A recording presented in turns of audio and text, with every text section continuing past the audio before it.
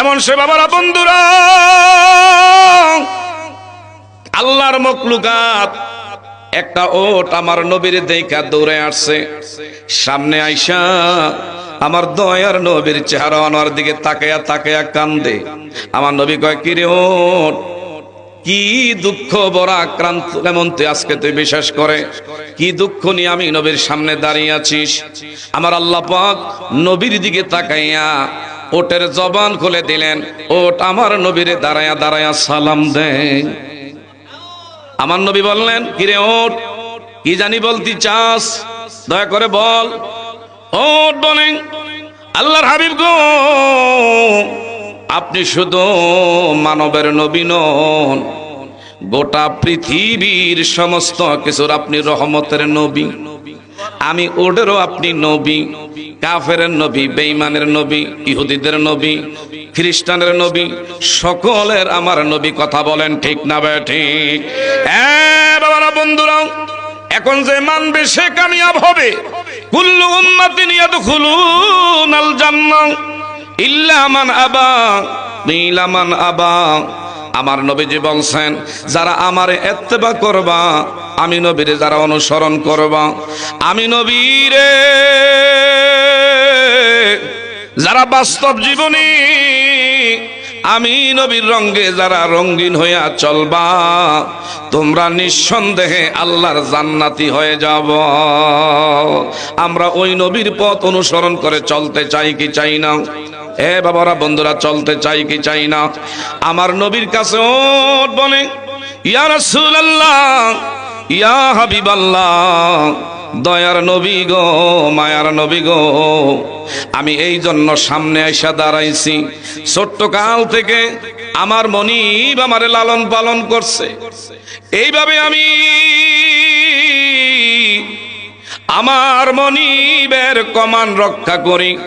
আমার দিয়া তার ভারী ভারী বোঝা বহন করায়, আমার দিয়া মালপত্র আনা নেওয়া করায়।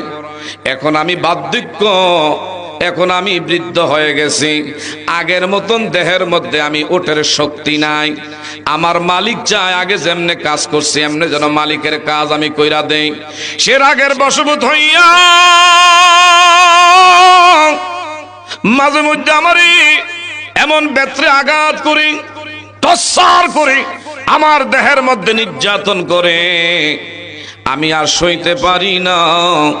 এমনকি আমার সামনে ধারালো চাকু এইভাবে ধার দিতেছে, আর আমার কানের কাছে দাঁড়ায়া দাঁড়ায় আমার মনিব কয়, তুই যেহেতু আমার কোনো কাজে আগের মতন সার্ভিস দিতে পারস না, তোরে রাইখা কোনো লাভ নাই, তোরে জবাই দিয়া দেমো, তাইলে আর আমার কোনো তোর ব্যাপারে খরচ করা লাগবে না। এই বলে আমারে ভয় দেখায়।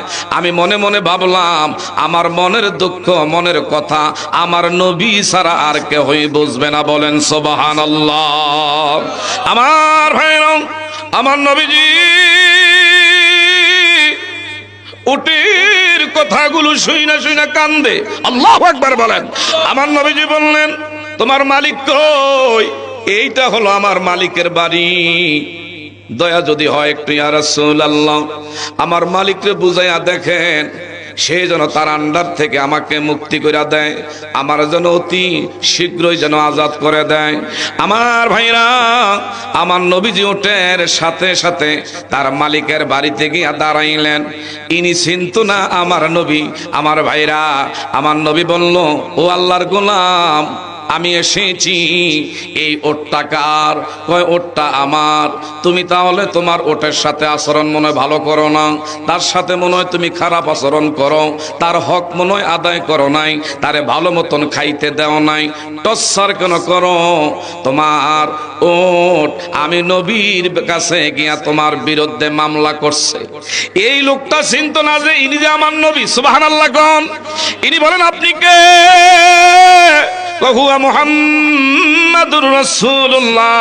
বলেন না সাল্লাল্লাহু আলাইহি ওয়াসাল্লাম, আমি হইলাম আখিরি নবী।